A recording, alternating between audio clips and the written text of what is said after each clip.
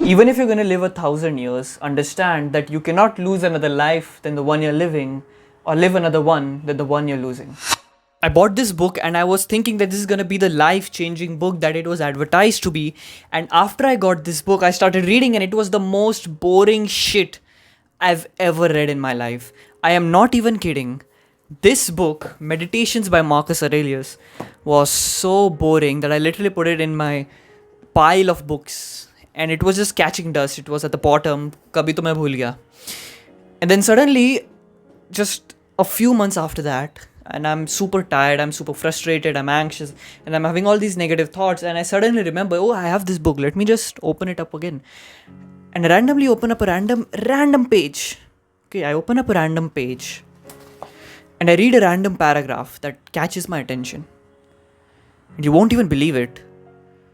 The paragraph solved my problem. A book which I thought was completely boring, a random paragraph on a random page solved my problem. That is when I realized the power of Stoicism and studying Stoicism.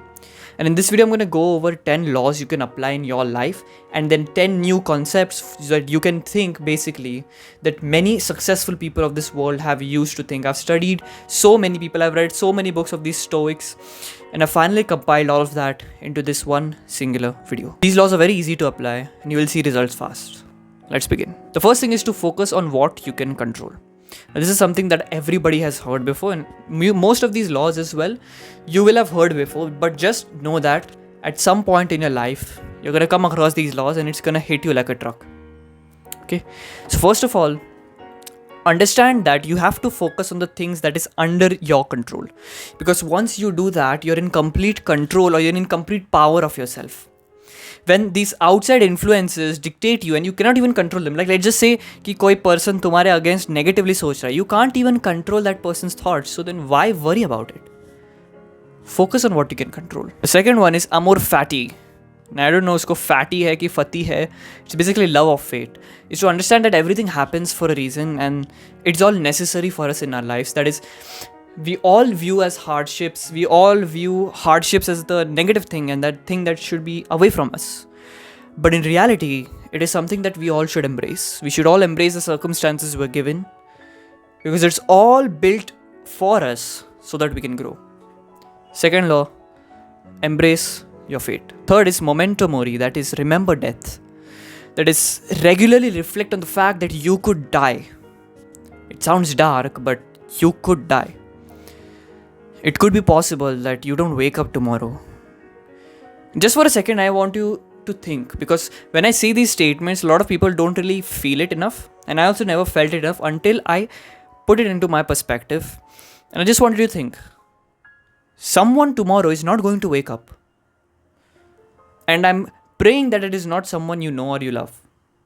But it could be possible that someone you know, or maybe even you don't wake up tomorrow. We wake up tomorrow, we wake up every morning thinking like, oh wow, what a good day, yeah, okay, normal day, regular day, whatever. But for some people, nobody wakes up at that point. So regularly reflect upon the fact that you can die and then view your actions in that lens that if I'm going to die, let me do these actions that will actually be beneficial to me and the people around me. This will help you to actually choose the right decisions, choose the right course of action.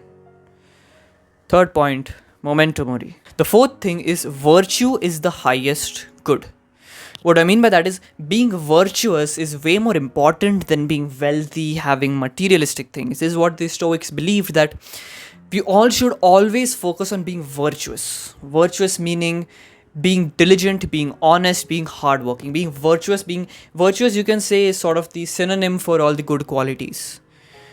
Focus on being virtuous and not successful in the materialistic term, because if you're virtuous, good things will come to you. The fifth law is to always prepare for the worst. That every single day, this is something that I had done a long time ago and I probably should do it again, but basically every single morning, just view how your day could go bad. Just view everything that could go wrong, all of the things that you can do which will be completely bad for you, and then just don't do it. Prepare for the worst. Every single situation, everything can go wrong. You can fall flat on your face. You can be completely ruined. always prepare for the worst. The sixth law is to live in accordance with nature.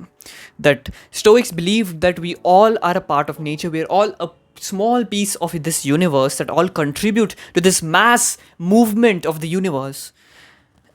And we should all always be connected to nature, always spend time in nature, spend like a day or maybe a few hours in nature, in the trees, with the animals, so that we're connected to the mother earth of us. Stay connected to nature. The seventh one is to take responsibility for your actions. Accept full responsibility for everything that happens in your life, whether that be good or bad, because this is what we need. We need self accountability.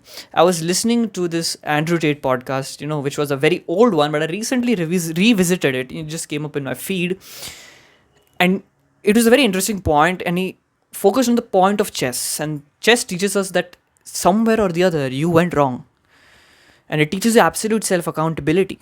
That is something that the Stoics believed as well. They believed that you should always be always be holding yourself responsible for everything that happens in your life, whether that be good or bad. Blaming others is completely futile. All that matters is how you deal with the fact that you caused your own situation. Take full responsibility. The eighth one is to understand and control your emotions. This is something that a lot of men these days need. We see all of these criminals online, on the news and stuff. All of these lack emotional control. And this is something that we all need to inculcate in our lives, that we need to understand that emotions are natural, but they are something in your mind that is not even tangible. If you say you're angry, if you have to quantify anger, you cannot quantify anger, right? It's just a chemical inside your brain. I'm not saying to treat emotions like chemicals inside your brain, because that can backfire. But what I'm saying is understand, do not let these emotions get a hold of you, because once they get a hold of you, you're not in control of yourself. And there's no point in living a virtuous life if you cannot even control yourself. Always be in control of your emotions. Ninth one is the obstacle is the way. This is the title of a book by Ryan Holiday as well. And that we should not run away from challenges, but just embrace them. Embrace them with all our heart. Be like, thank you, God, for giving me these challenges, because I am glad these challenges are teaching me things. Whenever there is a challenge, whenever there is an obstacle, whenever there is a problem, we usually will just want to go away from that position, just do not want to deal with any of those problems. But always embrace the challenge. The 10th law that you can apply is to practice detachment. That is to detach your happiness and your emotions and your well-being from materialistic things. This is why I don't even have like a dream supercar or like a dream house or all of those things that people want to have, right? I don't have that. I don't have those passions anyways. When you associate a materialistic thing or any sort of physical thing with your emotions, you are not living a true life that you could live. You're not living a virtuous life that you could live, because happiness doesn't come from the external, it comes from the internal. You could be a billionaire and still be unhappy, or you could be a beggar and still be happy, because it's all just dependent on how you treat situations yourself. Detach yourself from materialistic things. Now I'll give you a few concepts that you can always use to think, and mental models you can use to think, that these Stoics used. The first one is to understand that you're in a cosmic connection with everybody in this world. That means every single one of your actions has a ripple effect on the situations and outcomes and the dreams and the futures other people are going to have. Why you should think this way is because then it puts responsibility on your actions. It makes you think if what you're doing is right or not. Because what happens is that we usually will take bad decisions because we're not responsible for anybody, right? It is very hard for a parent, or it's very hard for any sort of person who's looking after someone to take a bad decision. Why? Because their actions consequence has a ripple effect on the other person's life as well. So whenever you want to do any sort of thing, or whenever you are just wasting time, just think that your actions will impact somebody.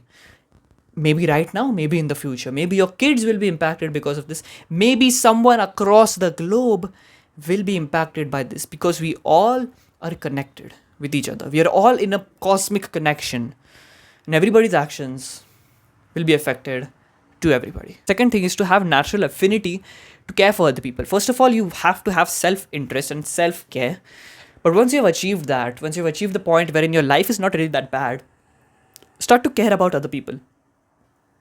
Start caring about other people. Start caring for their mental well being. Start caring for their health, for the people close to you. It's very easy to get caught up in our self improvement journey and just focus on ourselves and not really help the people who need actual help. Have a natural affinity to care for others. Third thing is a mental model you can use is to always look at challenges as a way to test your purpose. What I mean by that is, whenever you're facing a tough challenge or a tough situation and you're crumbling, your mental strength is crumbling completely, always remember that this is just a test and this will all lead to your purpose of achieving certain things. This is all lined up in your life. Imagine it to be like a timeline and everything is lined up. And this is just one of the things that you just have to cross. It's just another obstacle, another level in the video game. The fourth thing is to practice mindfulness. And this is something we all need to do again. Because I know even I have fallen off of the habit of meditation. But we should all practice mindfulness, wherein we should just be mindful of our thoughts, of our actions. Because again, it comes back to the first point, that is, your actions, consequences will have ripple effects on other people. So always and always practice mindfulness so that you're aware of what actions you're taking. And always have it in mind that your actions will affect other people. Another one is to accept fate's role. That is, everything is happening, just accept it as it is your fate. Now this can be taken negatively, that you're being faced with a bad situation and you can technically climb out of it, but you just say that it's my fate and I will just stick to it. It's a little bit of a caveat to think this way. And what I would personally do is that whenever you're going through a tough time, just always remember it's just another obstacle that you have to cross.